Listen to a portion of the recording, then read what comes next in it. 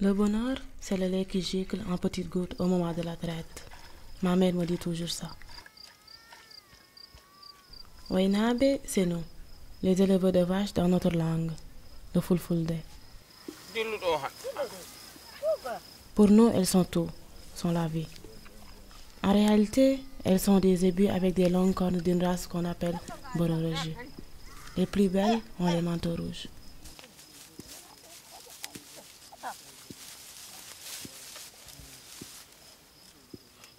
Comme les oiseaux, nous habitons en brousse, sans maison, dans des petits enclos d'épinards. Et nous nous déplaçons toujours à la recherche de pâturage pour notre repos. Nous sommes les Wodabe, les nomades du soleil.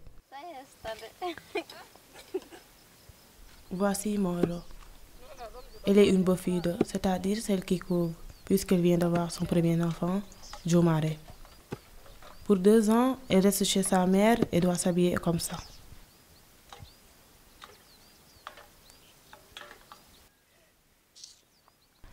Jomare était mal nourrie. Ça arrive chez nous quand il y a la sécheresse et les vaches n'ont pas de lait, mais elle s'est sauvée. Grâce à Dieu.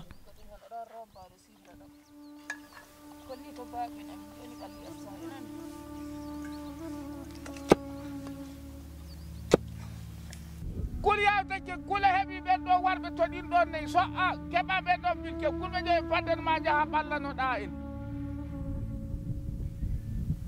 kulɓe jaɓi fatto ɓe jaɓi jaaha joni min koƴo jarnir ɗum min tokko min tefo min gara seɗɗa seɗɗa na on ndugoto tuureɗi ɗi ndugo min kam joni mi fiiti goreɗi ɗon faman min to aha min joni mi hooti.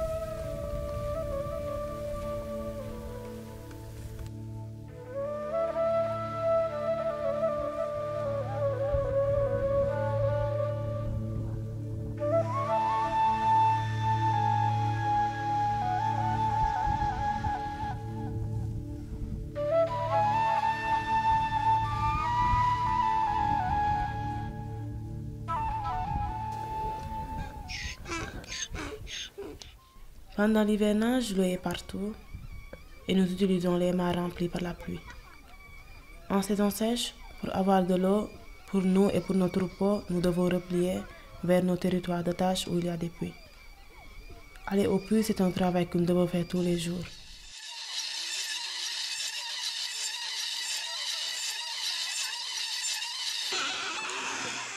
Ce sont les hommes à puiser l'eau, mais ce sont les femmes et surtout les jeunes filles comme moi qui doivent remplir les bidons et les porter au campement.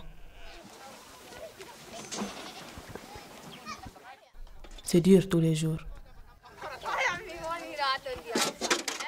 Parfois, il y a des imprévus, comme quand une puisette tombe dans le puits et il faut y descendre pour la récupérer.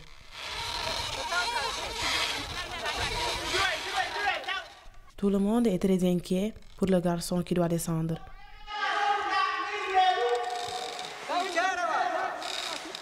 Et on rigole pour chasser l'inquiétude.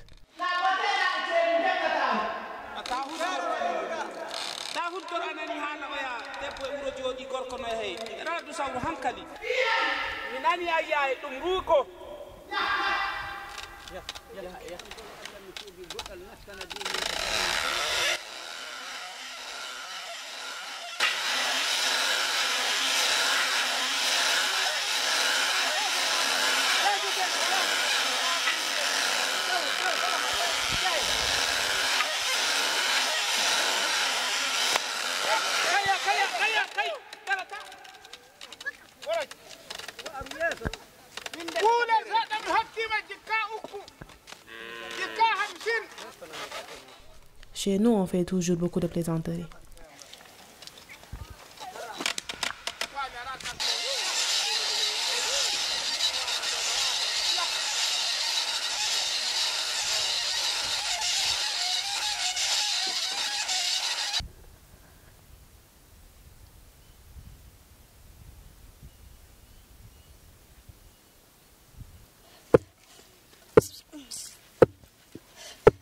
Dans l'après-midi, nous les filles préparons la farine de mil pour le repas du soir.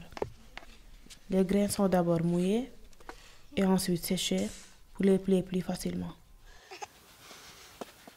C'est notre nourriture pendant la saison sèche et nous l'achetons chez les agriculteurs puisque nous ne cultivons pas.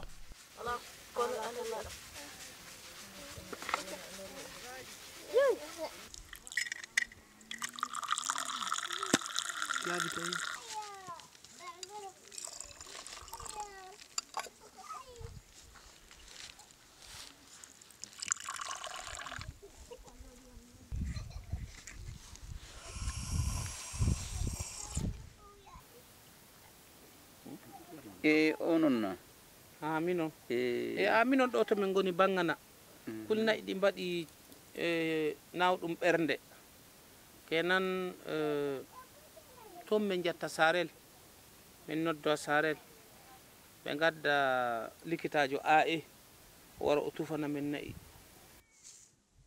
ɓuri nata ɓuri tabalde kula balde min ɓe ƴamata ɗum fa so Allah ɓe dobo mi anda noy tagu wiɗata ɗum ɗum hayno ñarada ɗawɗa goɗɗo. Aujourd'hui, Rissa, l'auxiliaire d'élevage qui travaille avec la Proxivette, la clinique mise en place par Vétérinaires sans frontières, vient vacciner nos vaches.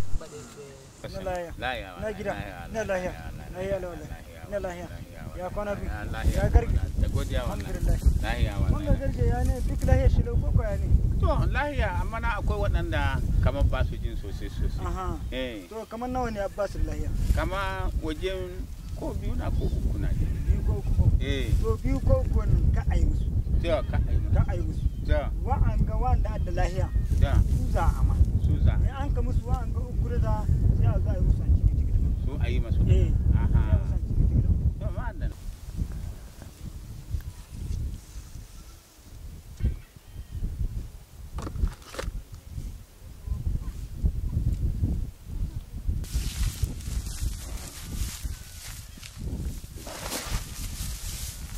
Pour nous, Wadabe, le bétail non seulement nous donne le lait, mais il marque tout le moment important de la vie. D'un homme ou d'une femme, de la naissance à la mort. Depuis le taureau égorgé pour l'imposition du nom, jusqu'à celui sacrifié pour la sadak, pour honorer les morts. Il ne nous donne pas seulement le lait. Nous tenons beaucoup à nos bêtes et leur santé est notre premier souci. Si une vache tombe malade, tout le monde est très inquiet. Dans le passé, nous avons perdu des troupeaux entiers à cause des maladies. Maintenant, nous savons que c'est possible de prévenir la maladie avec une piqûre, la vaccination.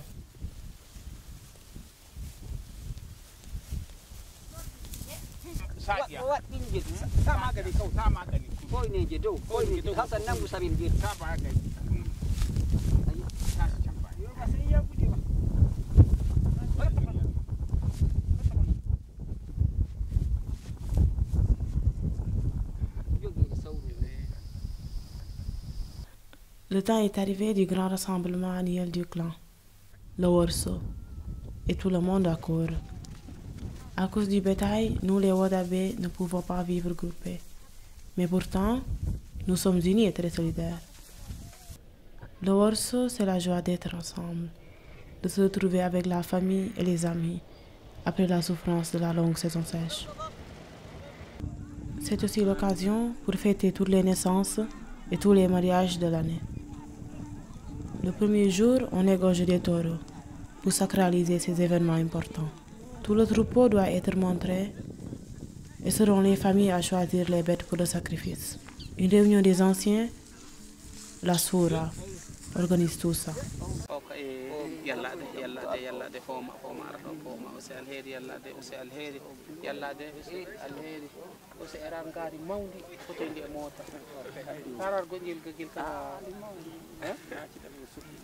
Kay oso ɗon ndi mawdi ra on ɗo wonde tati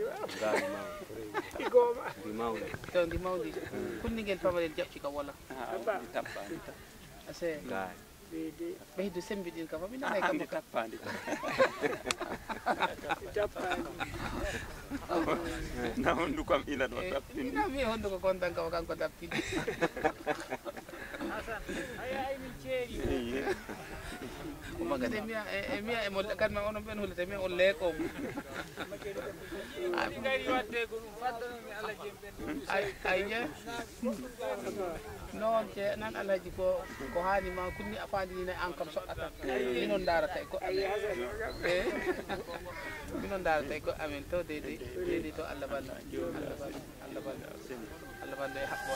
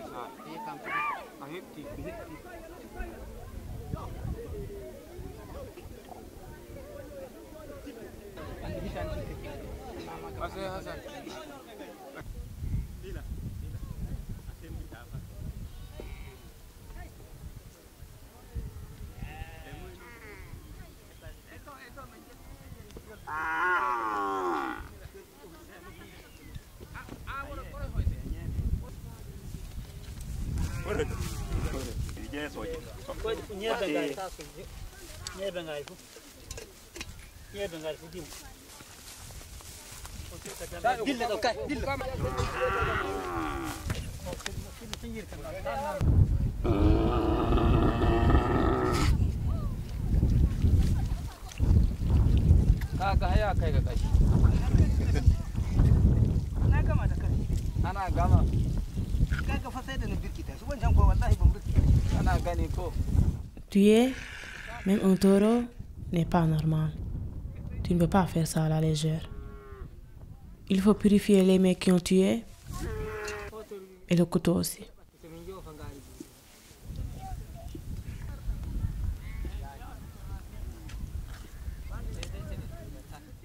La viande est coupée selon des règles précises. Elle sera cuite dans la nuit.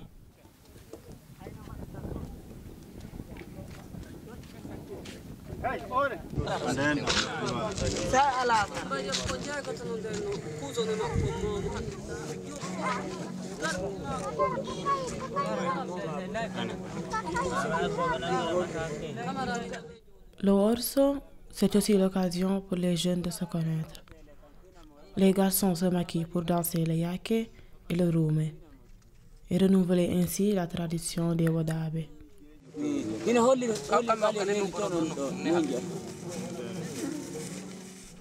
Ils le font aussi pour nous plaire, pour être choisis par une sauvage, c'est-à-dire une jeune fille comme moi.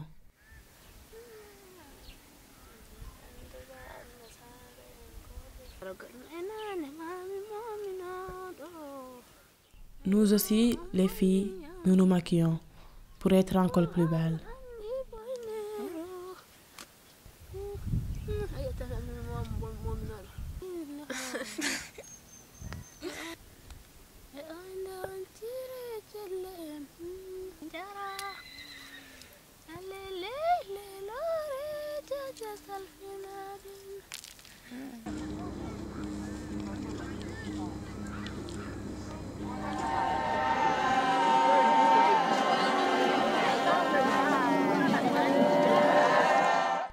Le rume, c'est notre danse.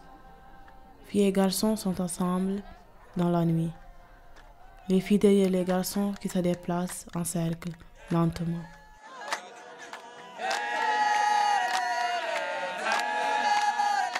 Un garçon, le soliste, au milieu du cercle, chante tous les louanges pour une fille très belle.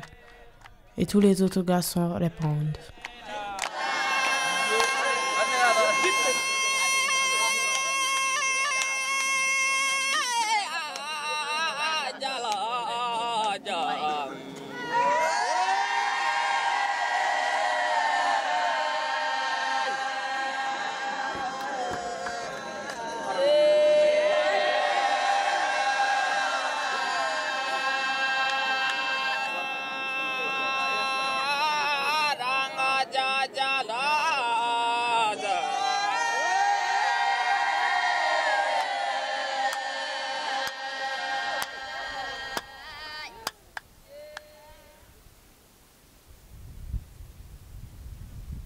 Le hors-sol est terminé et la saison des pluies aussi. Tout le monde se déplacera vers le sud et se dispersera pour surmonter la saison sèche. Pour le petit veau ne sera pas facile, mais il est fort. Il descend de lignage important et nous, les Wodabé, nous veillerons sur lui. La saison sèche arrive après la saison des pluies et la saison des pluies revient après la saison sèche. Ce qui compte avant tout dans la vie, c'est le muñal, la patience.